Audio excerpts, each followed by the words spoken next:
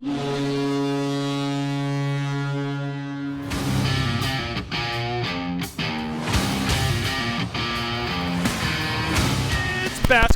Welcome to the Basketball and Hockey Podcast. I am your host, Adam Hess, and with me this week, hold on, where'd I put my phone? Oh, did you write down a funny little quip? The Payacon? Payacon? I am the Payacon of podcast. The Payacon of podcasting, Tyler Carcara. I was cast out for taking another's life. I was cast out of podcasts. I think that if I had anything in my life that I needed lore for, that I didn't feel like Googling, I would just text you first to see if you knew the lore. Yeah, that was my role in like college in the friend group. They're like, Tyler, this new Marvel character, what's his deal? And then I would tell them. It's a living. Yeah. Is this like you just consume so much stuff, or do you like listen to lore videos in the background? At least when I was younger, I was a huge like background lore video guy. Not anymore. Now I just have like dad brain, where I just like everything not important. Steel trap. I hear it one time, it's in there forever. You know. So you're like Rooney Mara in Girl with the Dragon Tattoo, which I'm gonna keep bringing up. Yeah, I just watched it yesterday. This wasn't even on the podcast. You've brought this up 3 times. We were chatting before the podcast. I don't know if you know this or not. This David Fincher guy can make some fucking movies. Dude, I was watching the end of Seven the other day and just looking at the editing, and I was just like, "Holy shit, man! It's just perfectly edited. It's the perfect coverage. They cut into the close-ups exactly when you need to cut into the close-ups." I could never. It's so good. Those helicopter shots rule in that ending too. Like ass, just cut to the helicopter and it's just like from 40, 50 feet in the air, you're like, oh my god, Brad Pitt's losing it on the ground there. Yeah. Oh, and when he shoots him, they cut to the helicopter and the guy in the helicopter was like, oh my god, he shot him. It's great. Yeah. Yeah. We need spoilers for 7. Let's have David Fincher make another movie. I know that's a hot take. No, he is. I don't know if you knew this. He's in the middle of shooting. He's doing the fucking sequel to Once Upon a Time in Hollywood. Oh yeah, let's have him make a movie that isn't that. Yeah, can we? Yeah, I'm with you on that. Can we get a different one, David? Let's see. Squid Games America, executive producer. Lang, executive producer. Chinatown, executive producer. Come on, fucking come on. What are we doing? Make a movie, David. Make a movie, David. The Adventures of Cliff Booth. He's filming Strangers pre-production. Strangers.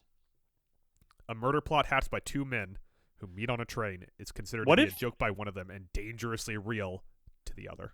What if the second half of David Fincher's career is just him doing sequels to other franchises and like auteurs, but like sequels where you're like, that movie's getting a sequel, you know? Yeah. Or it's like auteur. It's like Oppenheimer 2. Darjeeling Limited 2. Yeah. I want to see David Fincher's Knives Out 4. I'd be into that. Oh my god. Like I would be. It would pain me to take that away from Rian Johnson in any respect, but also like, I'm sitting out here and I'm like, can we have Rian Johnson make a movie that isn't Knives Out? Like the Knives Out movies are great. Wake Up Dead Man, one of the best movies of the year. But like, remember Looper? Does anyone remember Looper? I'm out here talking about Looper. No one's talking about Looper anymore. I like Looper. I've just realized there's only one. There's one Rian Johnson movie we never talk about. It's the Brothers Grimsby. Brothers Grimm. I've never seen it. I don't get it. It's like Sacha Baron Cohen's in it. Hold on. He made it in between Brick and Looper. I'm like, what is this? I need to see it. It's the one I haven't seen. How did Rian Johnson's career so fucking weird? Yeah. He made Brick, then he makes this movie you're talking about that I'm not sure exists, called. Let me make sure I get this right. He made a Mountain Goats music video too. I didn't know that. The Brothers Bloom. The Brothers Bloom. He made 2 Mountain Goat music videos.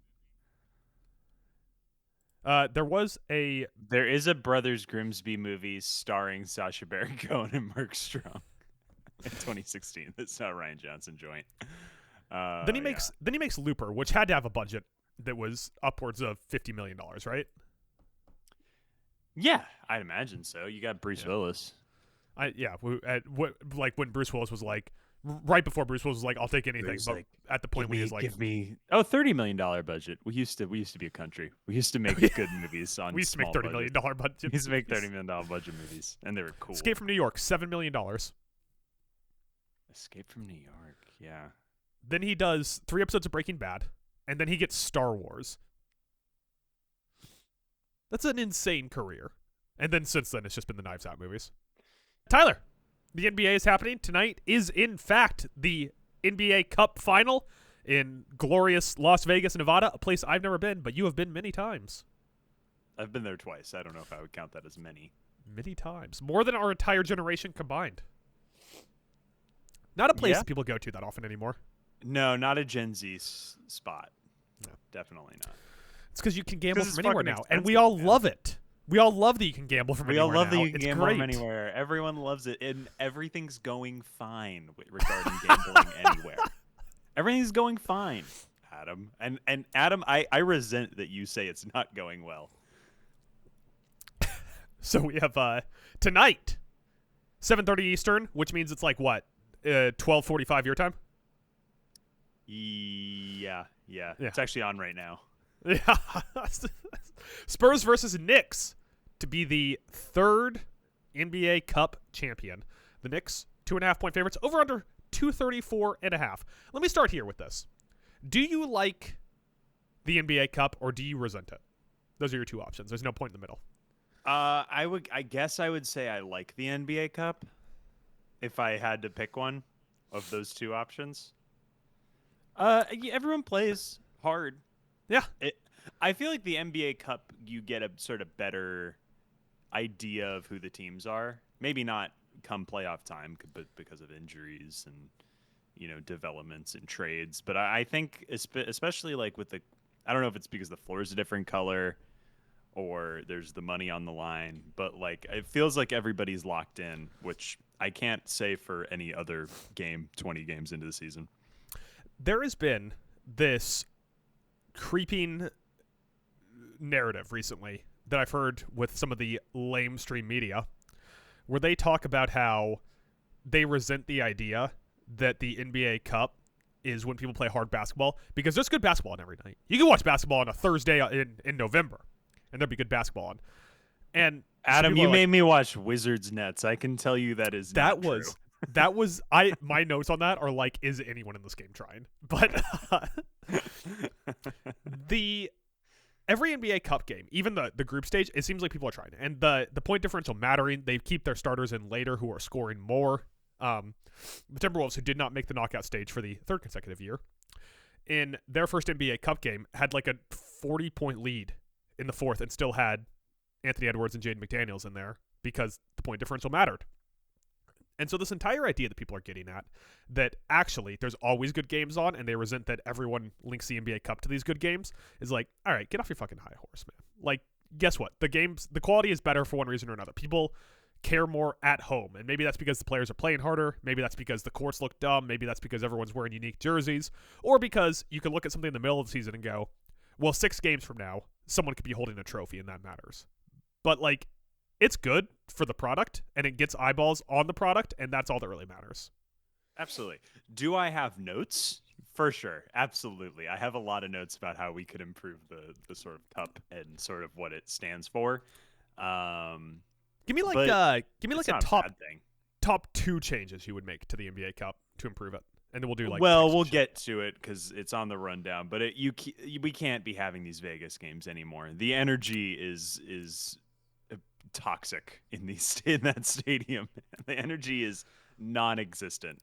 Yeah, it feels like it's like watching bubble games again. It's like watching COVID games where half the stadium's empty. I was watching Knicks Magic. Yeah, and there's a point in that game where Jalen Brunson, it's either Jalen Brunson or Josh Hart, gets their pocket picked and the ball's going the other way, and the entire crowd is just sitting there quietly. Yeah, because it's not no fans of the team are there. It's only just like rich people who want to be there, and like locals in Vegas being like, "Oh, the cup's here. We should go watch a cup game." Like, did you go there live? What's that? Did you go there live? Were you at that game? Yep. Yeah. I was at that one. You are one of the rich many times I've been to Vegas. Yeah. Yeah. As I sit in my 1-bedroom apartment in mid-city Los Angeles. Yeah, sure. I'm definitely one of the rich people. Isn't your dad like a real estate mogul? Isn't he like? Not even close. And Not even close. I'm So pretty sure that your dad is the Robert Durst of our generation. my dad's actually the president of the United States. I don't know if you knew this. I've always wondered if Carcara was an anagram Very for good at Trump. his job. Yeah. Yeah, man. It's got to get out of Vegas. And then my second suggestion, which it seems to be something that they're going to do, is just tie it into the NBA Europe thing. Yeah, you're all about this NBA Europe thing. You've been on this beat for a couple of weeks now. Yeah, I think it's a really good idea. Like, I'm not, I normally I'm like, oh, I don't know how we feel about it, but I think it's a really good idea, and I don't know exactly what the format looks like, but like the idea of essentially these G League teams and European teams, I think it would be really cool to have them. I don't want them in my NBA. I don't want them in my playoffs. I don't want to see Real Madrid in the play-in tournament. Gesundheit, Adam. It's gonna keep going. We might as well just not even say anything about it. Well, I'll give you one. I'll give you one. Bless you. Hold me over. Hold me over in the desert. Yeah. But it's that I like having them like round robin through the NBA Cup and then playing through the NBA Cup like that is very European soccer, and I think that's exactly the type of thing the NBA Cup needs to differentiate it from anything else. Like, could you imagine like Real Madrid like sneaking into the semifinals of the NBA Cup? Like, that would be fun as hell. Are you kidding? Like, I would be locked in for that to see like Frank Tilikina or whoever the hell is on that team in Europe.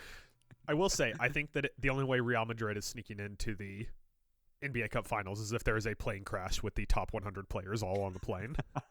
Well, I've always thought that like these European teams are going to be better once they're connected to the NBA, because there are a lot of guys on the bottom of NBA rosters that would probably jump at the opportunity to play in Europe and start and be good if it had a more direct connection to the NBA.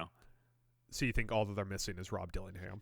No one wants to play in Osceola for the Osceola Magic, the G League team. But I can imagine someone like, like Jace Richardson would be like, well, I'll go play for, Paris Saint-Germain for 2 years or whatever while there's no roster spot for me on the Magic, right? You see PSG owes $71 million to Mbappe? Yeah. Do you see the Dodgers went over $1 billion in deferred payments? I did.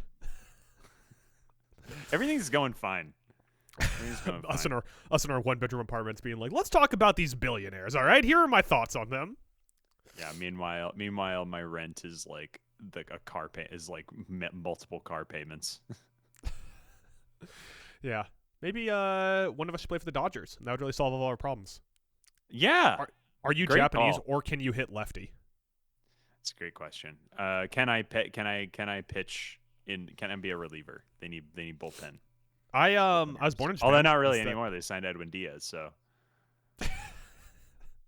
Thank you for tuning in to Dodgers Talk, our segment within a segment from our As podcast. Tyler Carcara, longtime Dodgers fan. I don't know. You can't prove that I haven't been a Dodgers fan my whole life.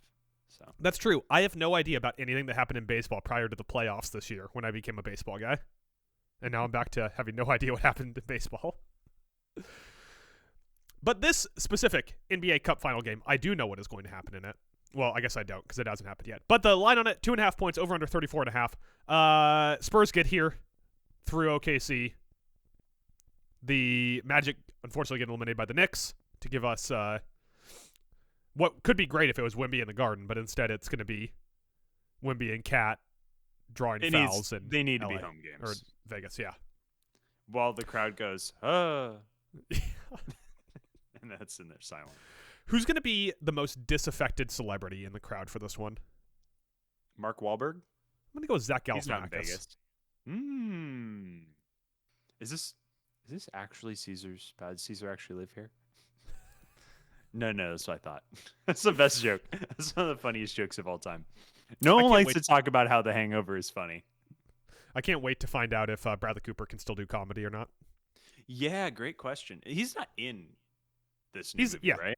No, he is. He's a supporting role. Okay. Yeah. He was really funny in Licorice Pizza. He's extremely funny on Licorice Pizza. Yeah, there you go. He's probably the only good part of that movie. Damn. Licorice Heard it Pizza here first. is my bottom of the PTA. Is my least favorite PTA. I got to be honest. It'd either be that or The Master. It's still okay. Still pretty good. Yeah. The Master, really? We can't. I'm not a we big fan can't of The do Master. PTA talk. Yeah. I know we're both film school kids. We can't do PTA talk. We can't do this. Should we start a podcast where we cover the blank checks of various directors and start with PTA to undercut a certain other podcast who covers the blank checks of various directors? Yeah, we need to do 2 synonyms so it's not copyright infringement. Yeah. PTA's never had a blank check until one battle, probably, right? One battle. We'd start with one battle and then that'd be it. Then we'd just do the one podcast. Although, that being said, what was that a blank check for? Phantom Thread? Being PTA? Yeah, just It's being like PTA. a collective body of work, probably. None of it profitable, but all of it critically acclaimed. Yeah. So who are you picking? Spurs versus Knicks? How do you think Jalen Brunson being the shortest starting player in the NBA fares against Victor Wembanyama being the tallest starting player in the NBA? Well, here's the thing about starting, Adam. Wemby might not be starting. He didn't start that game against the Thunder. He played 20 minutes off the bench because he's coming back from injury, which is why I have the Knicks winning the NBA Cup, and they'll probably get bounced in the second round of the playoffs or whatever, because that's what happens to NBA playoff teams or NBA Cup winners. Somehow by the Celtics without Jason Tatum. Yeah. I'm also going to take the Knicks. I don't like picking against... Well, I love picking against the Spurs. I don't feel good about picking against the Spurs. I think that mainly the advantage that the Knicks have with Brunson is that Brunson could just go between Wemby's legs. He wouldn't even know he's there. Just go directly underneath him. Yeah. Like a Lamborghini under an 18-wheeler. Like a house elf. Yeah. If we had to do like a bold prediction for this one, or like an oddly specific prediction, I think that both Wemby and Cat foul out of this game. That is a very good oddly specific prediction, I think. Yeah. Cat is so annoying because he's really good. I don't know if I've said this before. I don't know if you're aware of this, but I watched him for about 8 years, just fouling out of games that mattered. Cat is one of those guys where, like, when he gets hot and he just starts hitting threes and he's 7 feet tall, you're like, oh, is this the best player in the NBA? And then he just disappears for a quarter and fouls out. And you're like, oh, I guess not. He had a 70-point game. What a frustrating guy. What a frustrating player. 70-point game and they lost. Who's the PTA of the NBA? It's not Cat. He's not critically acclaimed enough. Who's the advanced analytics guy? Pippen, right? Yeah, I guess so. Well, no, Zach but Edey? he doesn't have a Jordan, you know? Zach Edey. What do you mean? Like, the Coens, Fincher, PTA all these directors. All these directors that are just a little bit better than him. Middle to somebody. I don't know about that. He doesn't have like a direct comp, you know, that he like worked under or whatever. So he's Wes Anderson? Does Wes Anderson have an Oscar? Oh, he's Wes Anderson because Wes Anderson, yeah.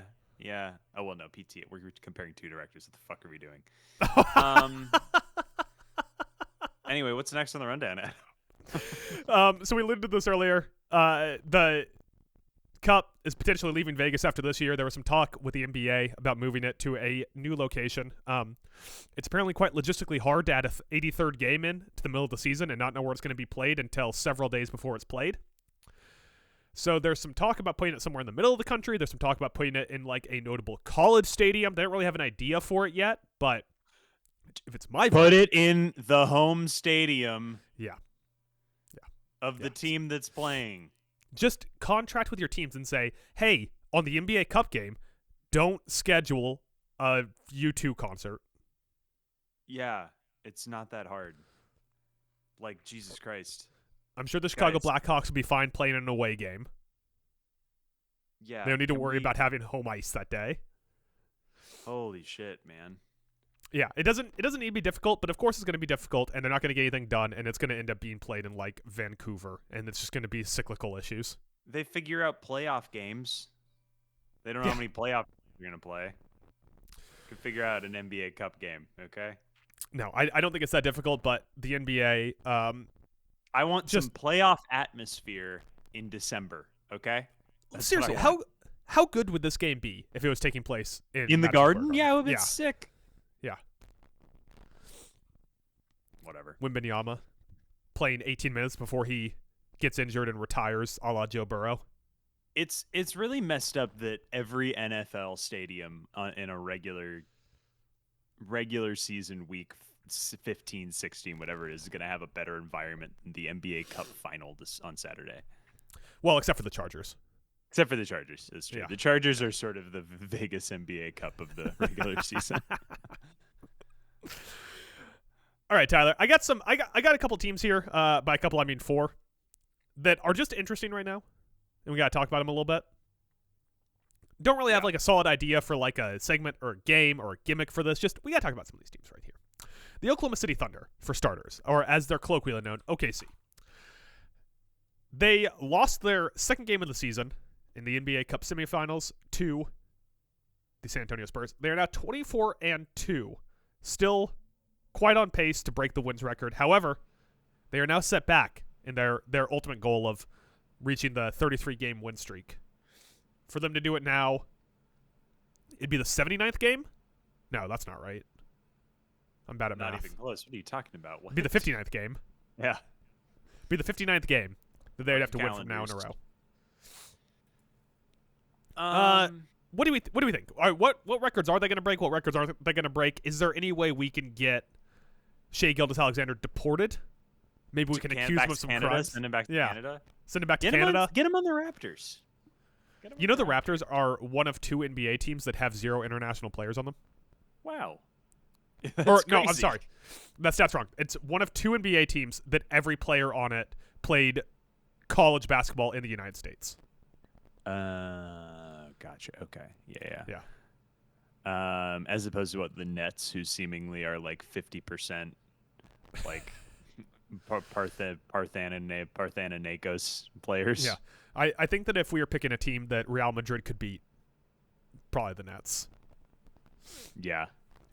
Oh yeah, Wizards. Well, especially if they're playing FIBA rules, where it's like you can just foul the shit out of people. Yeah. So these AAU kids don't know what's coming for them. No, they don't. And their anyway, knees are going to explode by the time they're 29.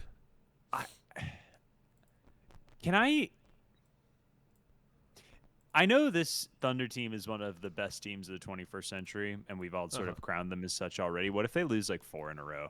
Like, right, starting now. Hopefully that happens in the first round of the playoffs. If you're asking me too. Yeah, if you're asking, to the Timberwolves, specifically. Yes. I'll even take it if they lose 4 in a row to the Magic in the first round of the playoffs. I don't know how we're getting there, but I'll take it. Can I see them get to 15 wins in a row before we start talking about what game they'll hit 33 in a row? Please. Yeah, it's really hard to be the best NBA team of all time. Yeah, everyone's talking. They're really good. They might win 70 games. I think they're a really fucking good team. They're the prohibitive NBA Finals favorite. But let's all drink a big glass of calm down juice until it happens. I'm not saying it won't happen. I'm just saying it's not worth. It's like I find it an extremely boring conversation to have until we get close to. Yeah, I mean, like when you're talking about like best teams of all time, if we're just talking in recent memory, like okay, I'll spot you Shai as the best or second best player in the NBA right now, but like the second best player on their team, either J-Dub or Chet, like who. Neither one of them is as good as Durant. Neither one of them is as good as peak Draymond. Neither one of them is as good as Shaq or Kobe, whoever you say is the second best one on that team. Neither one of them is as good as Pippen. Like, we're going back through like the best NBA teams in recent memory. Like, they don't have the number 2 and number 3 guy to compete with the other ones. And so I would be surprised if this team wins 80 games like we all penciled them in. They do have the best 8th guy. You know, if you go back and look at like the 90s Bulls, the second run Bulls, or if you look at like the Warriors and you go down to like who's their 8th best player, now the Thunder have those teams beat. And that's why the Thunder are so good. Hold on, let's see. I'm pulling up 95 Bulls. Who's I got the 2018 Warriors up. Okay, who's their 8th leading minutes guy? 8th leading minutes guy. Okay, 8th is Pat McCaw. Wow, that was even more illustrative than I would have hoped. So that's minutes played per game. If we just want to go to scoring instead, No, minutes played per game. Scoring. Their is eighth not guy the is be-all, Andre end-all. Iguodala. Well, okay, but was the best fifth man of all time. Minutes. Let's take a quick look at the Thunder. 1, 2, 3, 4, 5, 6, 7. Their eighth most minutes per game guy is Aaron Wiggins. So who you taking, Pat McCaw or Aaron Wiggins? Aaron Wiggins, dude. Aaron How about Wiggins number is 7, good. Nick Young? Nick Young. That would be AJ Mitchell for the Thunder. Quinn Cook is number 6. How did this Warriors team look so goddamn good when their That's sixth my man was point. Quinn Isaiah Cook? Hartenstein is the first guy off the bench for the Thunder. Yeah, pretty good team. Pretty good team. Alex Caruso is their 9th man. This is the Thunder's Ridiculous. 9th man. Ridiculous. I'm trying to see if the 2016 the 73 win Warriors make my case for me, and their 8th man is Sean Livingston. Yeah, That's post-injury something, Sean Yeah. Livingston. though. Zaza That's like Pachulia, late Matt career Barnes. Livingston. Matt Barnes. We're just naming What's- guys. We got to stop. Yeah, I mean that's the difference, right? Is they're 5 through 10 guys. They have the Yes. best bench. They have one of the best benches ever, I would say, right? Yeah, and it's all just about built through the draft, which is equally impressive. Should Mark Daigneault not be eligible for Coach of the Year, and we just have to keep giving GM of the Year to Sam Presti? I'm going to disagree with that in the sense that that's a lot of guys you need to get minutes for. You know, he's got to do a lot of math to figure out how to get everyone minutes. You think he's like lobbying to get like 12 more minutes added to the game? He's like, if I get to 60 minutes, I can really divide this up pretty well. Also, weird thing about the Thunder that I don't know how many people talk about this. They have like 40 guards. Like they're like all guards and centers. There are no forwards on the Thunder. Yeah, like you think forwards for that team. They play like 4 guard and a center lineups. Yeah. Like their starting Yeah. lineup is Kason Wallace, Shea Gill, Jalen Williams, Lou Dort, Chet. Yeah, like I was gonna say, That's like Lou like Dort 4, going to be their 6, 4 5 most of the guys time. and Chet. Yeah. And then their bench is like Isaiah Hartenstein, and then the next 4 guys are AJ Mitchell, Aaron Wiggins, Isaiah Joe, Alex Caruso. Size overrated? You know, I'm just saying they keep being attached to Giannis. It sounds like they could use a power forward. The first guy in minutes that has an F next to his name is Jalen Williams, who's their 11th most minutes guy. And that's other Jalen Williams. Yes, Jalen Yeah. with a Y. Yeah. That's why you keep emphasizing the middle of his name. So just planting your flag here. Do they break the wins record, and do they win the NBA Finals? Remind me what's the total number for what the wins record would be? 73. So they have to win 74 games, which they are currently plus 390 to win 74 games. I would not take those odds. I think they're going to win 71 games, and they will win the NBA Finals. I'm going to take 42 games, and they miss the playoffs. Could you imagine? If SGA went down with a season-ending injury tomorrow, They'd still win 60 games. yeah, right? That's what I was going to say. Yeah. And they could trade their draft pick for like another superstar. Which draft pick? Which one of their 3 first-round draft picks this Would year you would trade they that trade? Clippers pick for Giannis if SGA gets hurt? It'd just be like, no, If Giannis SGA is gets our hurt- superstar. If SGA gets hurt, oh god, I was Would going to that say be- no, but would- yeah, because you bring in Giannis, you're going to win another title. Right? That's what I'm saying. Anyway, Here's what we got to do. We just to make sure that this doesn't happen. we need a Tanya Harding SGA. We need to get Dan Snyder to buy the Oklahoma City Thunder. Great fucking call, Adam. Now you're thinking like a Commanders fan. Yeah.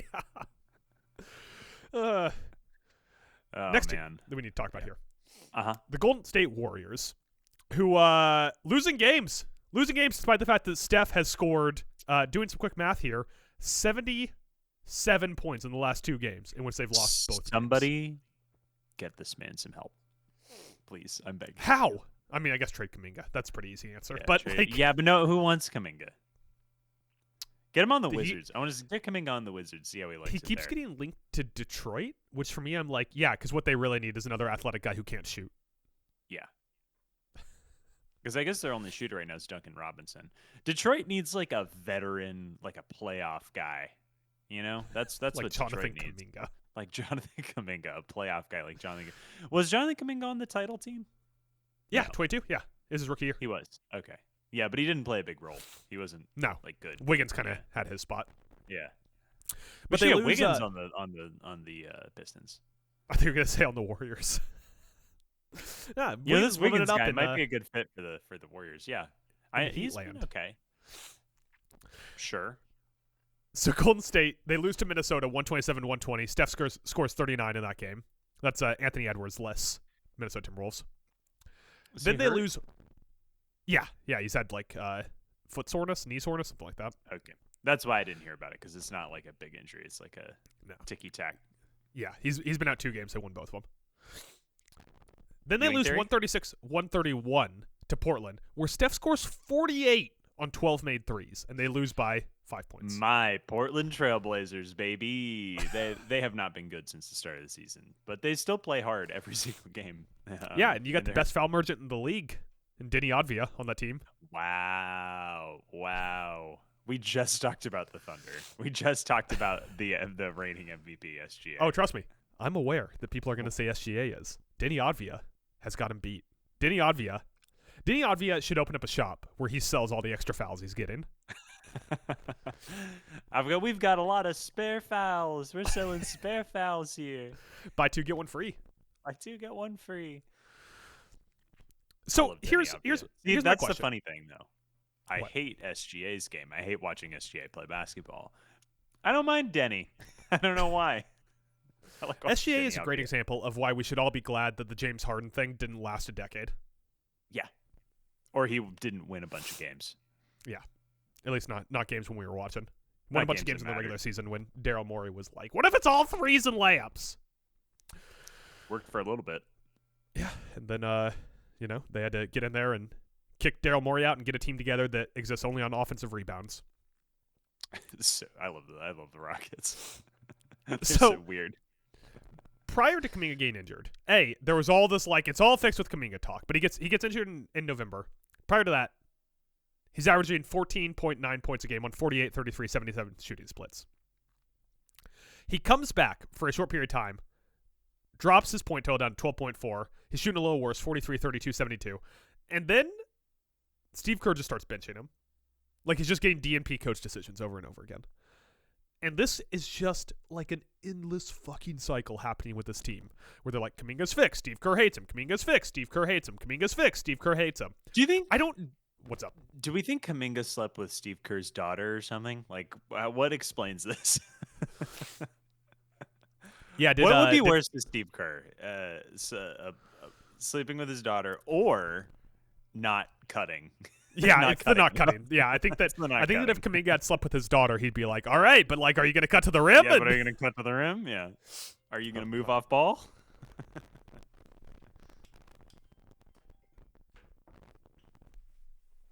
My phone started going off. Wow. Unprofessional, Adam. You don't have it on Do Not Disturb? I just clicked the Do Not Disturb switch. The Kuminga thing has just been like, I cannot believe they RFA'd him. I get that it's basketball. It's like, oh, don't lose an asset for nothing. But like this, having Kuminga on this team is worse for this team than having nothing, it feels like. And I think I disagree. Kuminga's like a good rotational player. I like Kuminga. But it's like him and the coach don't like each other. He doesn't like play in the style they want him to play for outside of like short periods where he does. He doesn't lock in on defense. Like I think that he'd be a great rotational player on a different team. He'll get traded for Chris Middleton in 2 weeks, and it's going to be fine. Oh, great! And then Chris Middleton can be the 11th man. Yes, on the Golden that's State what's going to Warriors. happen. I'm telling you, that's what's going to happen. What does that improve? How is that better than just letting Kuminga walk this offseason and not dealing with this for 25 games? What if it worked?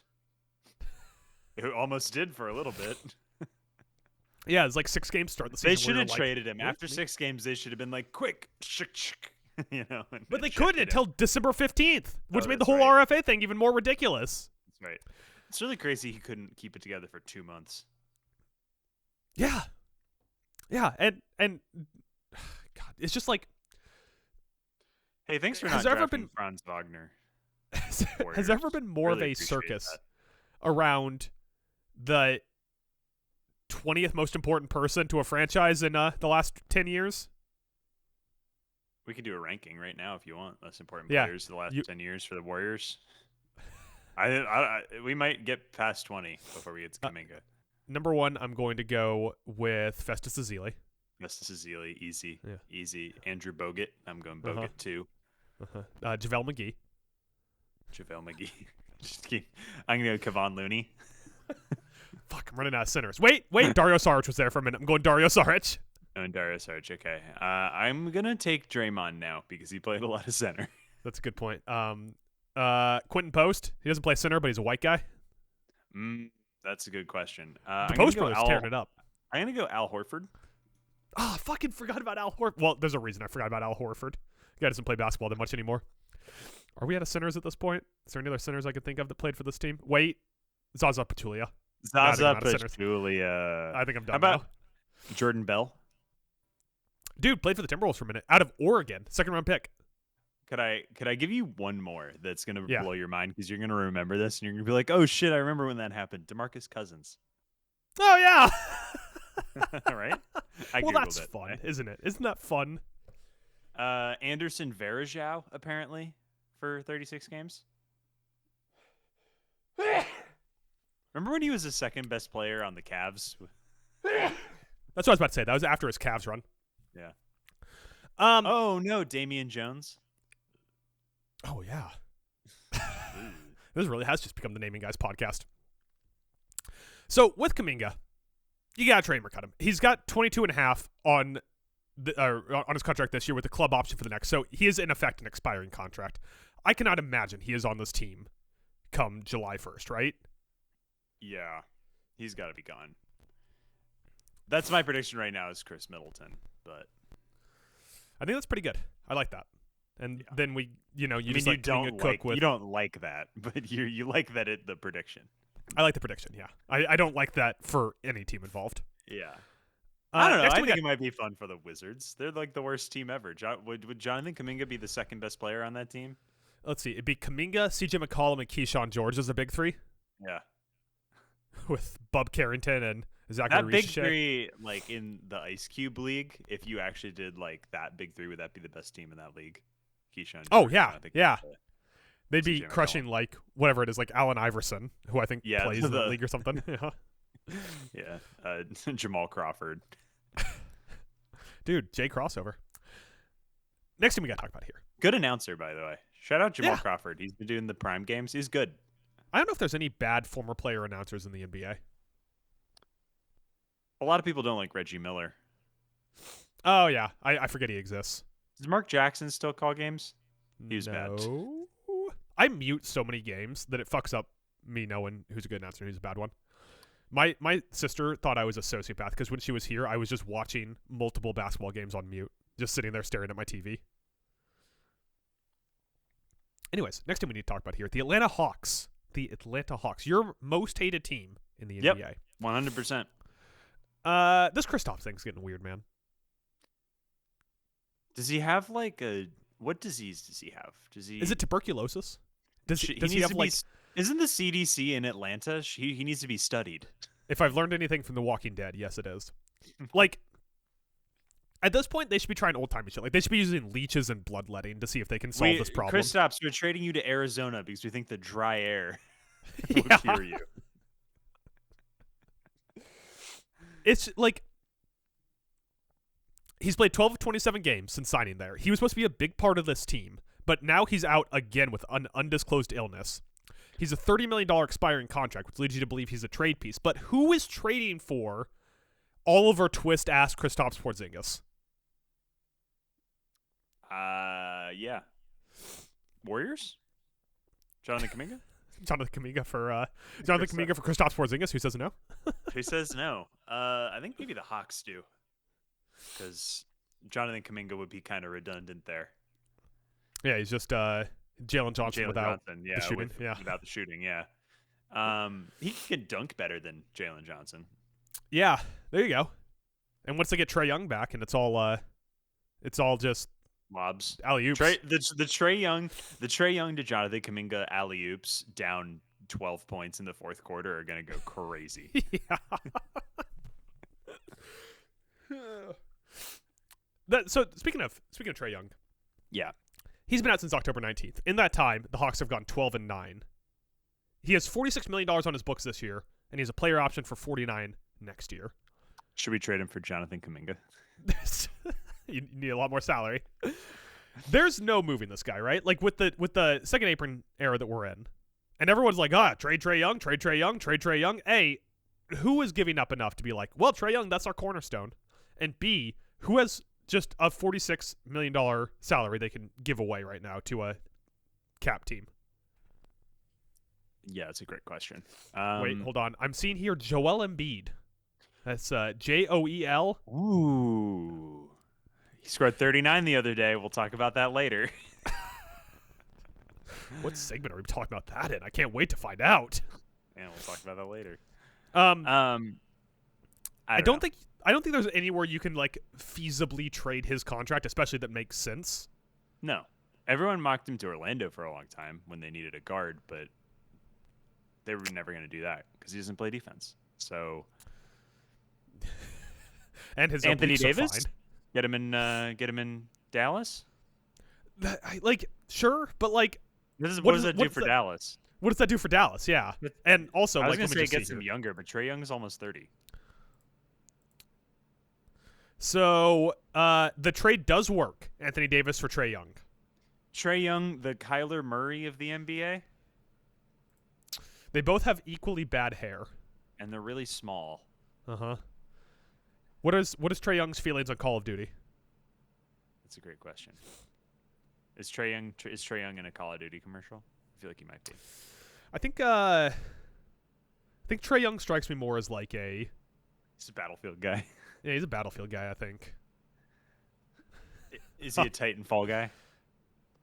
Titanfall 2, yeah. Titanfall just get 2, in there. Fuck up that campaign. First-person shooter I ever got really good at. The only one.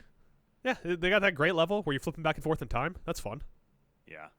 I think Trey Young is actually an Overwatch person. Now that I actually think about it. No, he's boring. It's Apex Legends. He's an Apex guy, for sure. What can you play support in, but play support like... poorly? He's a support who only goes for kills. Yeah. There you go. I think that... I think we found our social clip. What shooter is Trey Young's Back Mercy. I haven't played Overwatch in like 4 years. No, the last time that I played Overwatch was with you. Oh, that's right. Yeah, I remember that. Yeah, crazy times. Back before we remember that? Back before we podcast, and we have never played video games together since. Yeah, that was it. Now then we talked about Dispatch once. Now we just talked about. We can't play Dispatch together. That would be awkward. Just because of the sex scene, or yeah. Do you think we'd want to go for opposite women? I was sitting next to my buddy in Hamnet, and there's the scene where they have sex in the barn or whatever, and I was like, "Is this awkward?" Because this scene is very spare. The sex is a very spare. It's not like a fun sex scene. It's like a right. Yeah. Hey, Jalen Johnson has 6 triple-doubles on the year. It's pretty good. Yeah, Jalen Johnson, really good. Jalen Johnson, good at basketball.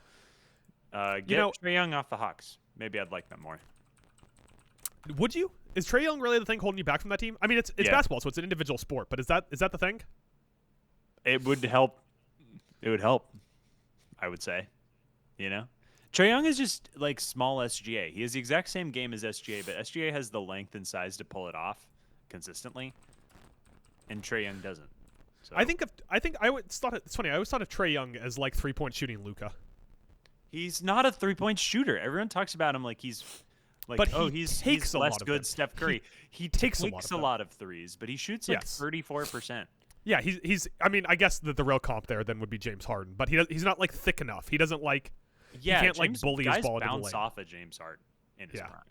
Now guys bounce off of James Harden because he's a bowling ball now. Yeah, because he's like flubber. He looks like a bowling ball too. He's just perfectly round.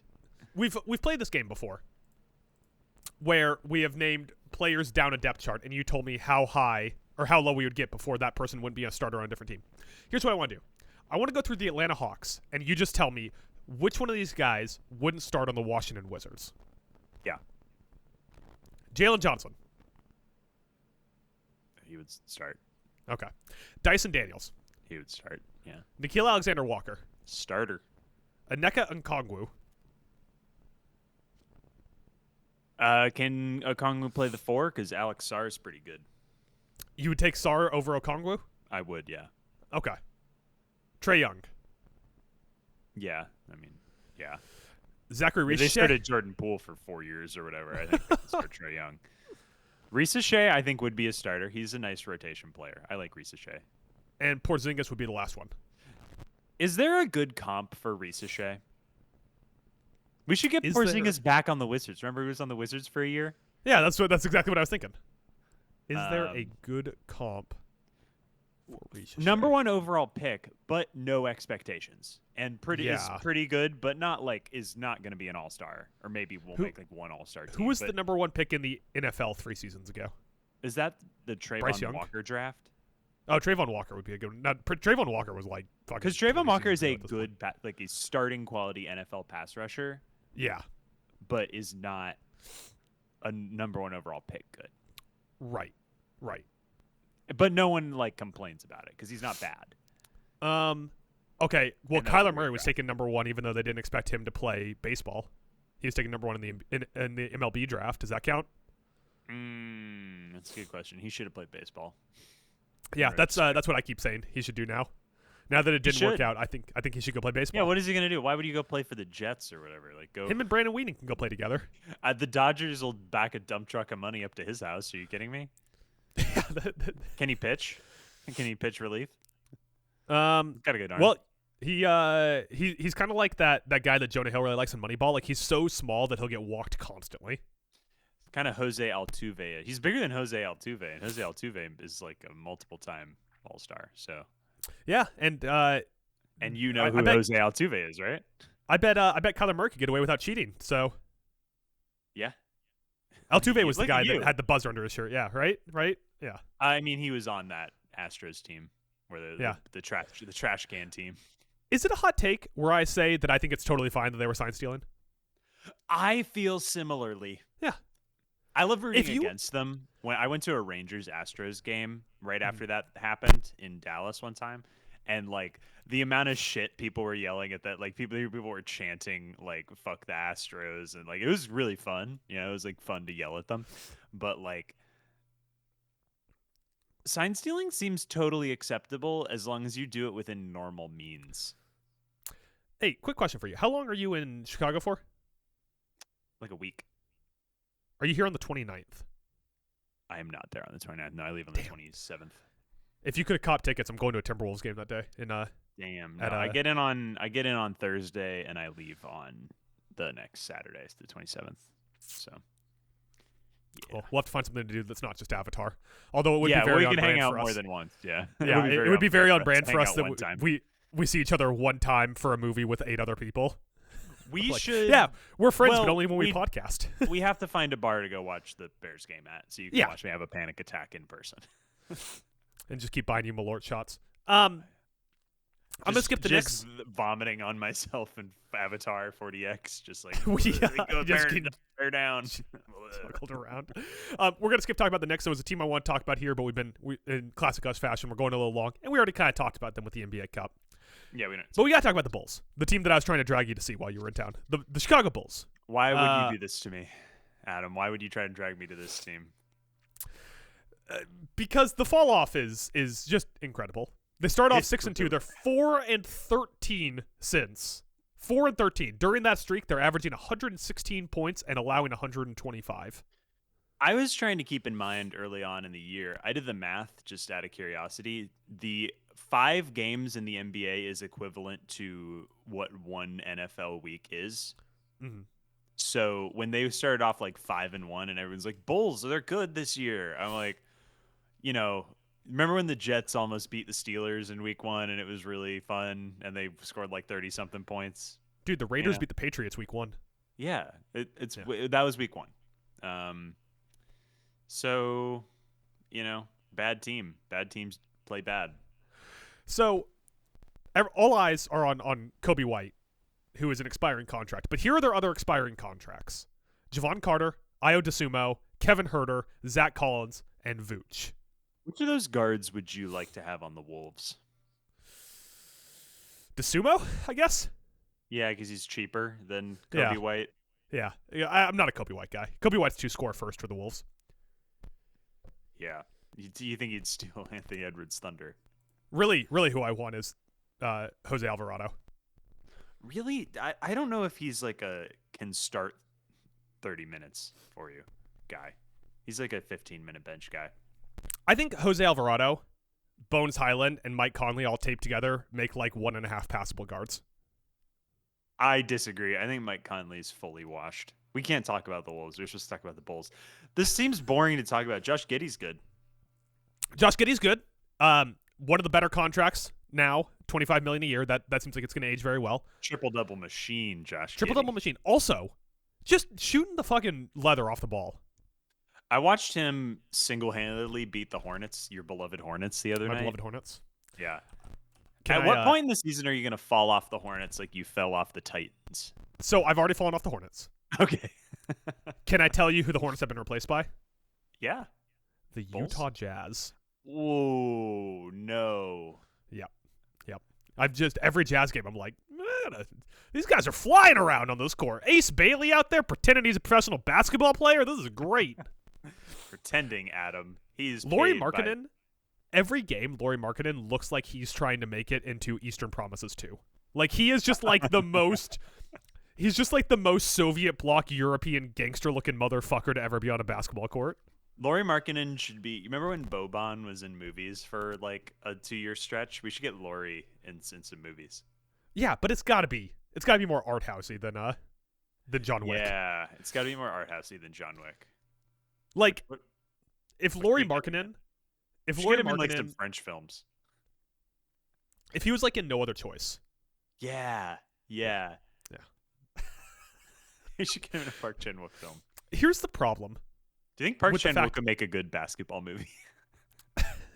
Who made For the Love of the Game? I don't remember. Not Park Chan-wook, I'll tell you that. Wasn't it Sam Raimi? Yes. Yeah, that's a terrible movie. I love Sam Raimi. Haven't seen that movie's butt. Sam Raimi's got a few of those butt movies. I think that's the only one. You can't prove otherwise. that's the only butt movie.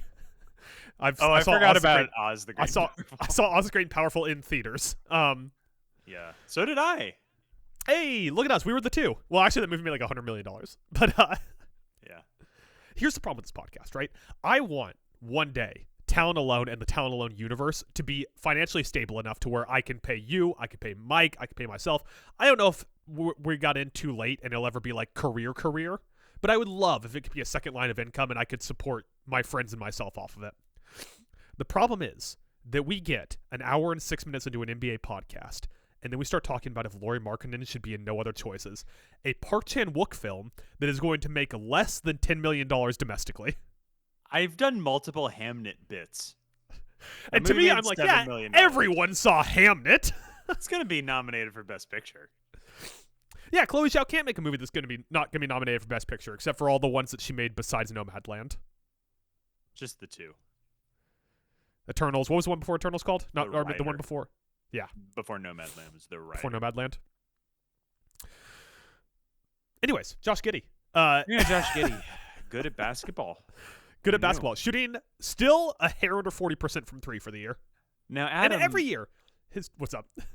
Adam, I'm remembering early on in a preseason pod, I remember being the one saying that was a good contract, and you said bad contract, and they should have ejected him into the sun.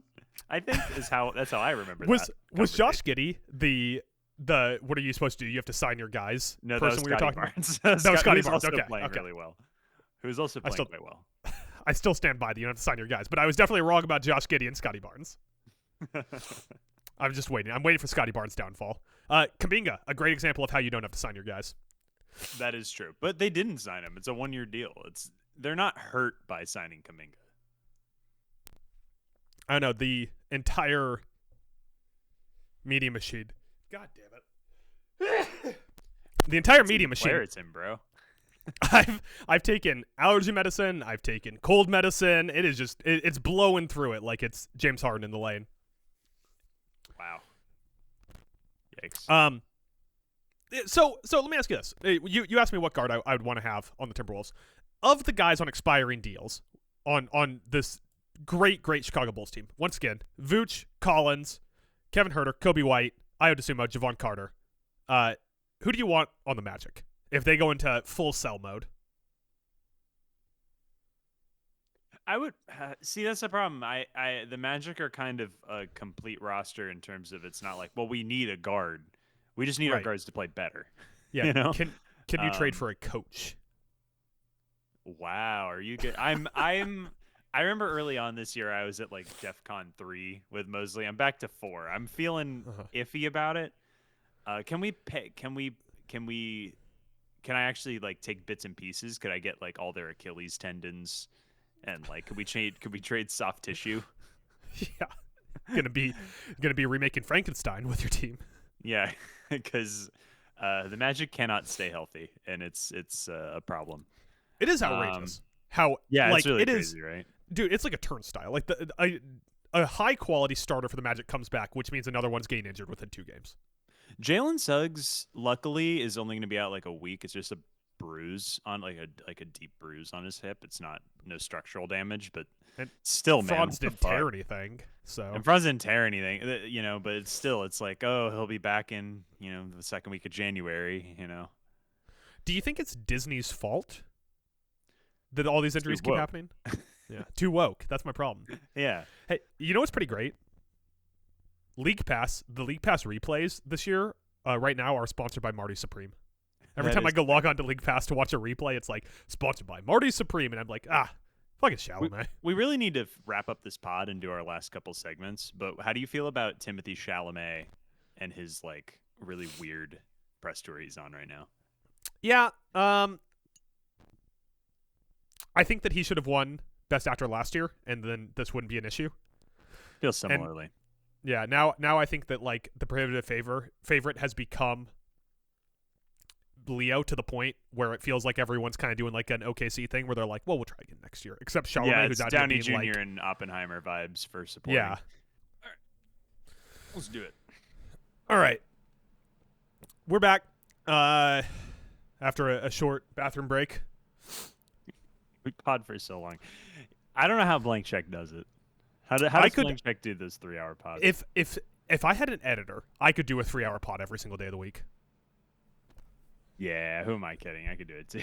The problem is that my ass has to sit down and edit this afterwards. Let's get to Hootin N Hollerin. Hootin N Hollerin is a segment we introduced earlier in the year. We kind of alternate between positive week and negative week. This week we're doing a positive week. So Hootin N Hollerin is a segment where we talk about the things that we are excited about that just isn't getting that much talk right now. I guess it could be getting talk, but it's just the things we want to talk about. Boy. I might die. I got another podcast like right after this one. Talking about football with Mike Regan. I'll start us off here. I think I've been hooting and hollering about the rise of Cooper Flagg. Everyone said this Cooper Flagg guy actually sucks shit. Not any good. Should probably throw him out of a window. Who said Con Knippel's better than Cooper Flagg? Anyone who said that is an idiot. I'm here to tell you. You can't prove I said that because I didn't say it on this podcast. I said it. Did you not say it on this podcast? I thought that was a podcast take. No, that was. Oh, was that a text take? That was a group chat take. Damn it. Youngest player to ever score 40? Youngest player to ever score 40. Since November 28th, the Mavs are 5-3. Cooper Flagg averaging 24, 6, 4.5. And he might just be the worst three-point shooter in the league. But 2.1 stocks per game, which put him in the top 25 for the NBA this year if he maintains it through the rest of the year. He's pretty good. It's almost like he shouldn't play guard. Yeah, the point guard thing was a mistake, and he's also just so young. Yeah, I mean, that's part of it. I mean, like, how many guards come into the NBA, like, actual guards come into the NBA and, like, crush it off the bat? None. None, It takes time to figure out NBA game speed and what you can and can't get away with, let alone a guy who isn't a guard, just trying to play him out of position. He can't play. He's still learning how to play forward in the NBA. Why do coaches keep doing this? Because this happened a few years ago with Sohan on the Spurs, who's now because out of the lineup. Because it worked one time with Giannis. With Giannis, yeah. J Kidd was now, but here's the thing: Giannis never became a full-time point guard, but the skills he learned when they were playing in point guard translated to him being who he is now, right? Like he can put the ball on the ground and get to the rim in a pretty special way with the ball in his hands. And that's because Jason Kidd played him at point guard. And I think I gotta imagine that's what Jason Kidd was thinking with Flag, where it's like if this guy can put the ball on the ground and create a little bit, like he's gonna be really good. But I don't think they were playing Giannis at point guard his rookie year. So yeah. Yeah, also, like, J Kidd just alternating between being like, I know what's good for this team, and I know what's good for you. It seems to be so inconsistent. Like, letting Anthony Davis continue to play the 4 while trying to force Cooper Flag to be a point guard is sicko shit. Like, what are you doing? Although Anthony Davis doesn't really play basketball. Especially now that Derek Lively's out for the year. Yeah, tragic. I'm a big Lively guy. I know. I like Gafford, so I was ashamed. He was everyone's a good got their everyone's got their Mavs center that they love, you know? Yeah. And the sickos who are like, Anthony Davis is the best center on the Mavs. Well, technically true, but yeah, come on, that's not fun. But they refuse to do that. Yeah. Can I do a hootin' and hollerin'? Let me hear you hootin' and hollerin'. What are you hootin' and hollerin' about? LeBron Dylan Brooks beef in 2025. That game was so much fun. It was so entertaining, dude. Are you kidding me? That's like one of the most fun games I've watched all year.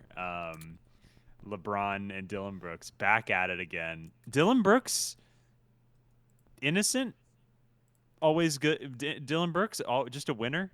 Every team he's on wins. I don't want to be like that guy, but pretty good. Dylan Brooks. Here's my thing about Dylan Brooks. Dylan Brooks is who what's his face? Oh my god, I literally was just thinking of his name. He played for he's the guy that jumped on the table in the Timberwolves play and win. John Wall. No, the Timberwolves play and win. Pat Bev. Pat Bev. Dylan Brooks is who Pat Bev thinks Pat Bev is. Yes. Pat Bev's like, I make teams better. I talk shit. I got my thing going. It's like, Pat Bev, you kind of suck, but like Dylan Brooks shows up somewhere. They play better defense. They play harder possession to possession, and he's going to talk shit to like God himself if he gets the opportunity to. He's averaging 21 points per game this year, Dylan Brooks. Did you know that? I did not know that. But you didn't. 21.6 points per game. Not good shooting splits, I will say. So what was this beef over? Do we know what Dylan Brooks said? I don't know, actually. Let's see. I'm sure that no one's saying it. Even Dylan Brooks, who I feel like would be first in line to tell everyone what he said to LeBron. LeBron seals win after Suns Dylan Brooks ejected. Let's see. He just went chest. I think he was just like talking shit to LeBron. Like Dylan Brooks hit a 3 to go ahead with 12 seconds left, and then he was just like, well, LeBron's here, and I'm most famous for beefing with LeBron, so I'm going to get in his face. See, but here's the thing. It's this stuff that makes you forget that after he beefed with LeBron, he, like, totally bitched out in the next game. Yeah. And in the press conference, where he was like, I don't actually have beef with LeBron, even though he, like, tried to fight him on the court. got a buddy who's a Warriors fan, and because Dylan Brooks used to be on Memphis now, he just hates every Dylan Brooks team, so he hates the Suns team, and I'm like, I don't know how you can hate the Suns team, man. The Suns team rules. Yeah. Trade Jalen Green. I think I had them pretty high in like a League Pass ranking we did earlier this year, and you were like, you did. The Suns, and I'm like, yeah. And I like Devin Booker. Was wrong. Devin Booker, Ryan Dunn, Dylan Brooks. It's a fun team. Can I give you my next hootin' and hollerin'? Yeah. Staying in the Western Conference, which all of ours have been so far. Utah refusing to tank on purpose. They are currently 10th in the West at 10-15, which means they're on pace to double their wins from last season and come up the highest number in 3 years. No indication of a market-in trade. Ace Bailey's a starter now, which means for the last 16 games he has averaged 12.4 points as a starter. Good thing they drafted him. Shooting 38, 56, 66 splits. Also, he does not get to the line. Their only real trade pieces, I would say, if Markkanen's not going to get moved, are going to be Slow-Mo and Kevin Love. You move those guys out for like a couple of like small future assets, a couple seconds. This is just a fun team that's going to lose games and end up with the 8th pick in the draft for the next 2 years. You're such a sicko. You're a sick man, Adam. To be like the Jazz because I like watching Utah. Because you like watching Keyshawn George, or is he on the Wizards? Which one? I get Keyshawn George. Keontae George. Keontae George. Yeah, they're just both Georges. They're both Georges. They're the best Georges in the NBA, though. Yeah. Yeah, I'll give you that one. Tune into our BASKEY in 2 weeks when we do our George power rankings. I'll take Costanza Paul's 1. position may surprise you. He's number 1, right? Because we're ranking them as podcasters, right? If we're ranking them as podcasters, do I know any George? Yeah, I guess he's got to go number 1. All right, can I do my next one? Yeah. I'm hooting and hollering at Joel Embiid and Paul George. They're kind of back. They're kind of back in the last 5 games. Might not last. Paul George had 35 yesterday. He scored 35 points. I know. Joel Embiid scored 39 2 games ago. And then yesterday, Paul George scored 35 yesterday. And in that same game, Joel Embiid had 22 points and 14 rebounds. So I'm guessing this based off when you wrote your notes, but just for anyone sitting at home who's going to be pedantic, it was 2 days ago. It was their last game, but it was on Sunday. Yeah. Yeah, sorry, I did my notes last night. Yeah, just for anyone that's being pedantic out there. Yeah. Holy shit! This Sixers team, if they get decent seasons out of Paul George and Joel Embiid, if they just get like Joel is now a solid, like the 7th best center in the league at 25 minutes a game, this is a good Sixers team.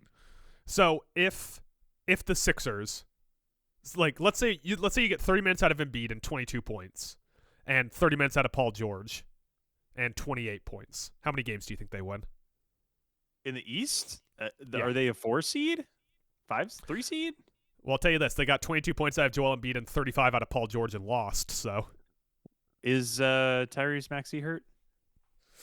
Maxey he's out right now. He's not hurt, right? Like he's just. Yeah, it was like this one game type of thing. Yeah. Yeah, because they're starting Dominic Barlow, and that's not great. What do you mean? You think that's great? Big Dominic Barlow guy? Listen, the haters are in shambles, okay? The Embiid haters, are taking a long walk off a short pier right now, okay? Yeah, so Maxey was Do you out see him hit a step back 3? That was pretty good. Listen, if Paul George is going to shoot 70% from 3 for the rest of the season, I'm all in. Yeah, I think you would be, as you should.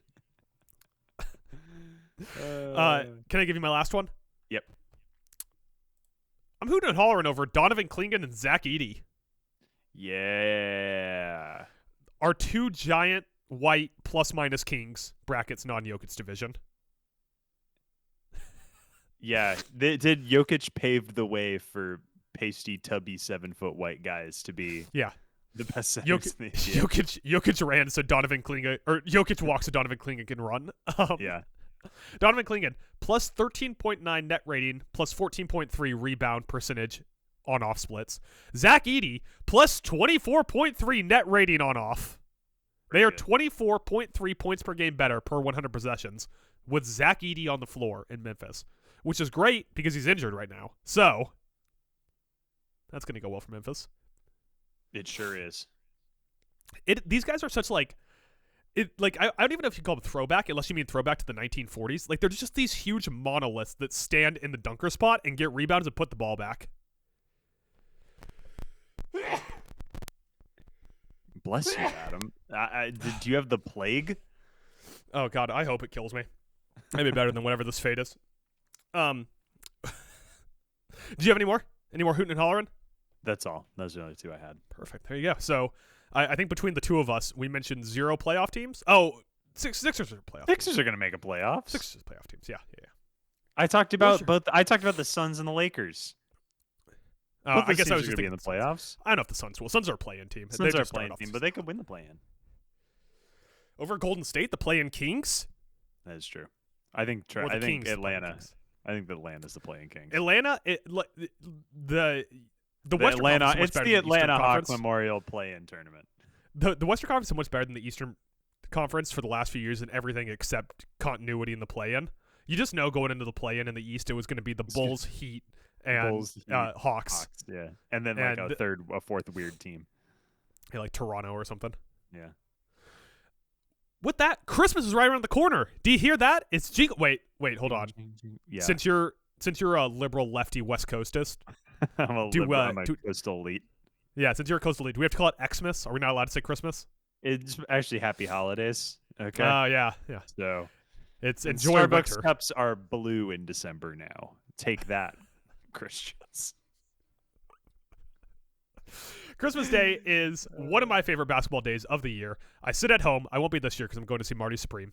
But I sit at home. Yeah, that's right. See Marty Supreme on Christmas. I might go. I just found out that like Claire and her mom, who I'm going to be in Chicago with the whole time, I have to like work the whole time I'm in Chicago. So I will be going to see quite a few movies at the AMC River East. Nice. Oh man, the River East. That's where I saw Juror number 2. I did Barbenheimer there. Yeah, I think we've had this discussion before about that specific theater. Yeah. Christmas Day, though. Typically, I sit around. I gorge myself on whatever people eat on Christmas. Pine. People just eat pine on Christmas, I assume? Yeah. Yeah, I gorge myself on pine, and I watch back-to-back NBA games. This year, the Christmas Day games.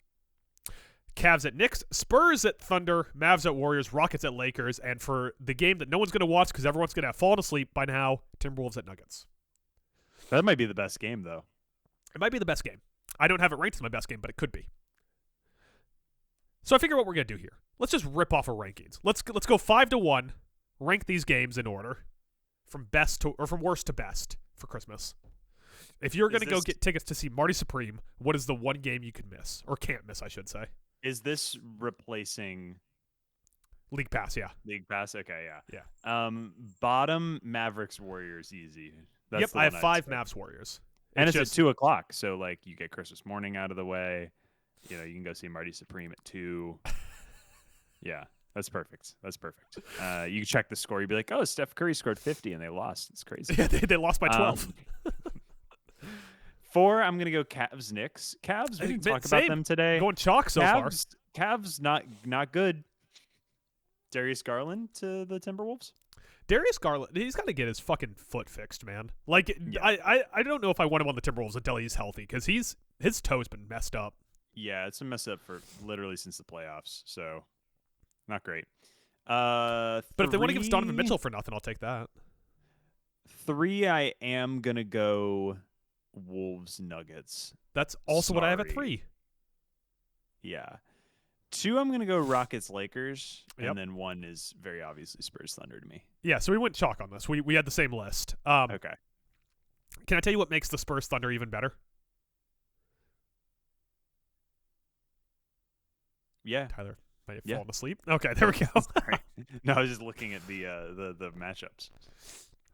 Spurs Thunder is the second game of a home and home. On the 23rd, Thunder are at Spurs, and on the 25th, the Spurs are at the Thunder. Hell yeah. Back to back? That's back sick. to back. That rules. Yeah. It's like a playoff environment. And we can all hope that mid-game it gets outed that SGA was on Epstein Island and he gets blackbarred from the NBA. You get a pat on the back and a gold star if you can tell me of all of the teams playing on Christmas Day who has the highest field goal percentage. What player on all those teams has the highest field goal percentage? What player? Yeah. Okay, I could definitely do this, right? Mitchell Robinson. It is not Mitchell Robinson. It's not in the top 5. Steven Adams? No, I'm assuming it's a dunker spot guy, right? It is a dunker spot guy. Okay, so that narrows it down.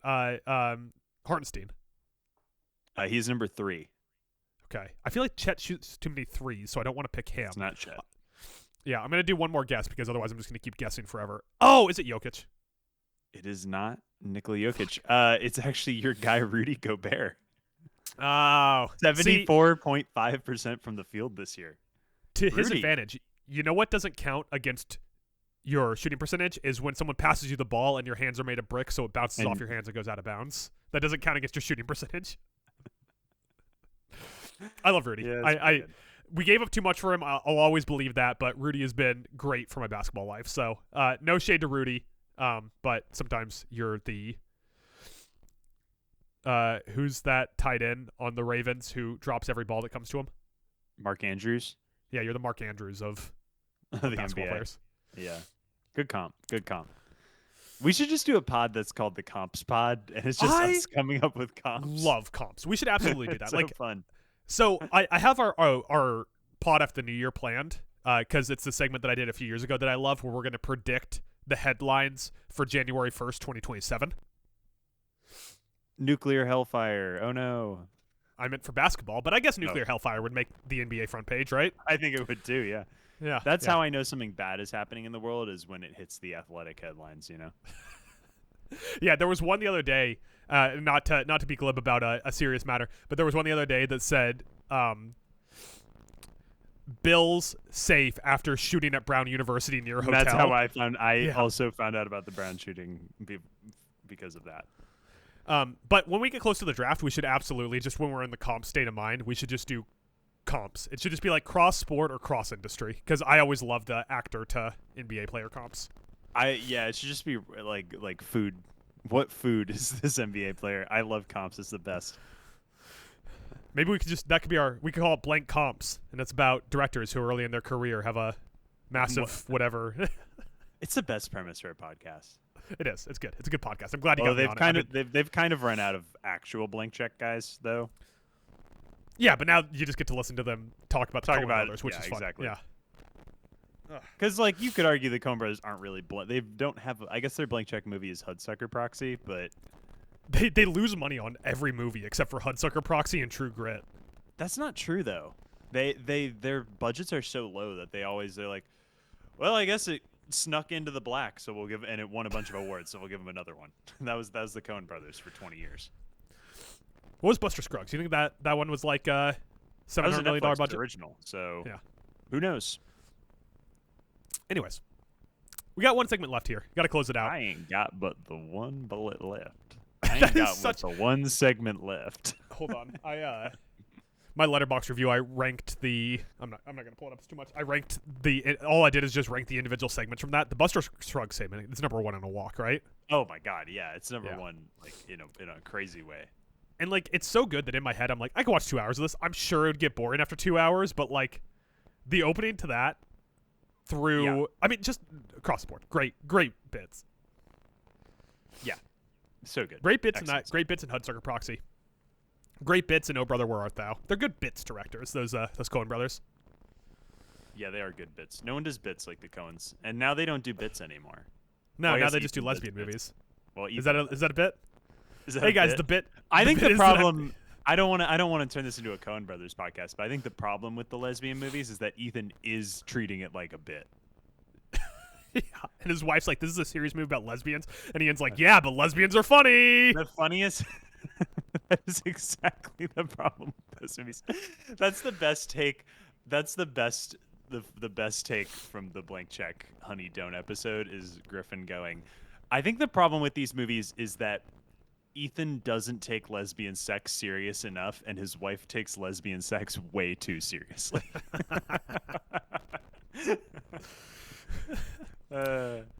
With that, we're to our final segment of the week. Just off the sound drop of taking lesbian sex way too seriously. I found your YouTube Shorts clip. There you go. That's how we'll get them in the door. Little do they know that we only mentioned lesbian sex 7 or 8 times during this podcast. Yeah. Last podcast, we highlighted the best and worst League Pass games of the 2 weeks between podcasts. Yep. I'm trying desperately to fight off a sneeze while I introduce this segment.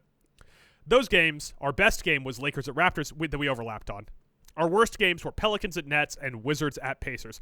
So we have gone through and written letterbox reviews for each of those 3 games. Yep. Yeah.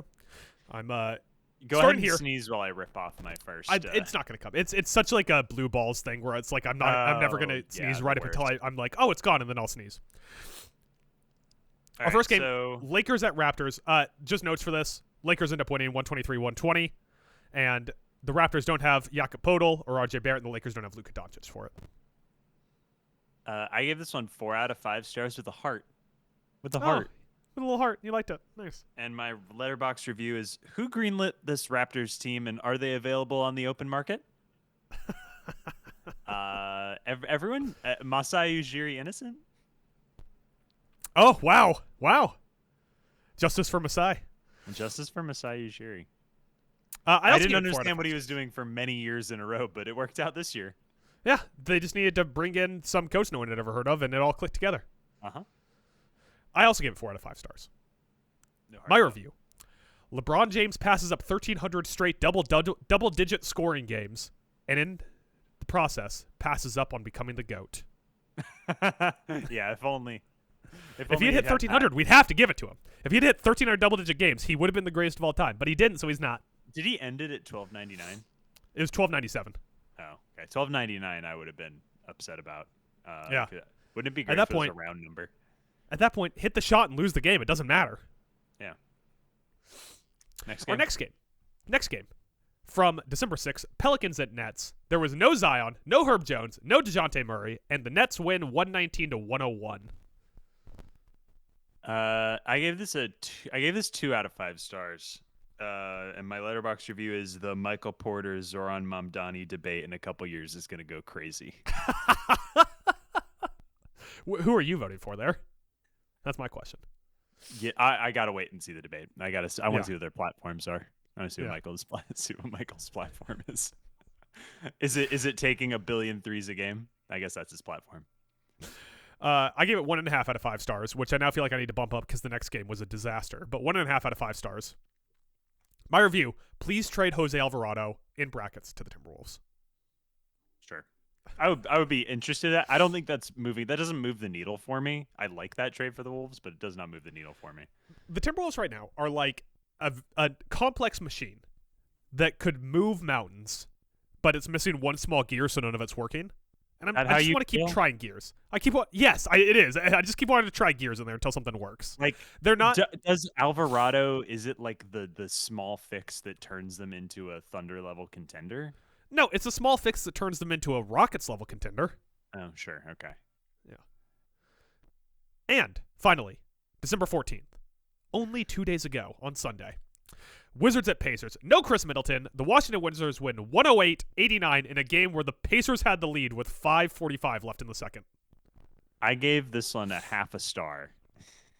Yeah. And my Letterboxd review is: somebody give Pascal Siakam a hug. I gave it 1 star, which I now feel like I need to bump down. This game was truly a disaster. It's one of the worst things I've ever seen. No one was even trying in this game. Yeah. I mean, like, the last game was especially bad for that, but like both these games, no one was even trying. My review: despite the score, the real eyesore was the Wizards jerseys. Yeah. They were dressed as the Pelicans. What the fuck was that? Yeah, when the Wizards pull out the gold jerseys, yeah, you're right. Gross. Anyways, that's basketball podcast. That's all I got. That's all I got. Do you want to do any plugs on the way out the door? On Knives I would Out, or? love to do another hour on Knives Out, but I have another podcast to record, and I have a real job, despite what I do with most of my time. Yeah, no, I'm gonna go. No, I gotta go see It Was Just an Accident, and it's only playing in Burbank, so I have to go drive for like an hour. That's fun. Yeah. I walked 12 minutes to see it. That's nice. I mean, I have a theater that I could walk to, but it's not playing at that one. I'll tell you that much. They only play like Predator there. Oh, well, that's fun. Who doesn't love Predator? Haven't seen it. Not me. The I'm original not a big Predator guy. The original one's good. It's the only one I've seen. You should watch Prey. I think you like Prey. Yeah, I gotta watch Prey. It seems it's like 88 minutes. Tight movie. Tight 88. Tight 88. No, I don't have any plugs. I shot a short film. It's in the edit right now. You know that stage of editing where you're like, this is bad? Yeah. You know? And it's like, it's not actually bad, but like it's just like so rough that you're like, this is bad and it's going to be bad. That's where I'm at right now. So, dude, you need an outside editor. You're too close to it. I agree. It's more like I just, I'm going to pass it off here soon. Don't you worry. That's good. Pass it off here soon. You had an episode of the podcast come out? Yeah, the end of the year pod. The only one we do anymore. Yeah. Yeah, keep an eye out for Hollywood Jr. We keep threatening to do that pod full time, but I got stuff to do. So You need an editor. yeah, actually. So anyway, keep an eye out for that. Our top 5s of the year. I'll give you a hint what my number 1 is. It's Andor. Oh, I thought it was gonna be Challengers again. It's gonna be Challengers again. Was it number? I don't think it was my number 1 last year. Maybe it was. Yeah. Was it? It was all your number 1s last year.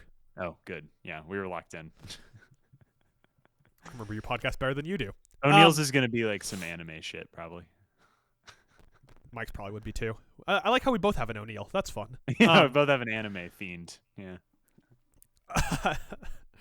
All my plugs are in the description below. So socials, townalone.com. You can email us at townalonepodcast@gmail.com. Tell us what is in your top 5 for the year, whatever that may be. If you're listening to the audio version of this, we are on YouTube at Town Alone Podcast. I'm currently working on some other stuff that will probably come out on a sister channel to this, but be a little bit more narrative. That's the idea. Ooh, interesting. Interesting. The ghosts. And with that, Tyler, since we don't do shoutouts on this, would you like to say who you think is going to win Best Director at the Academy Awards? Is this a prediction or who I think should win Best Director? Prediction. It's going to be PTA. Lame. You didn't ask for my choice, because my choice would have been Rian Johnson. Rian Johnson already has 3 or 4 of those, right? Yeah, he got them all for Last Jedi. They gave him 3 for one movie. But they didn't give it to him until Episode 9 came out. Yeah. Yeah, they're like, in retrospect, that was the best Star Wars movie ever. Let's get out of here.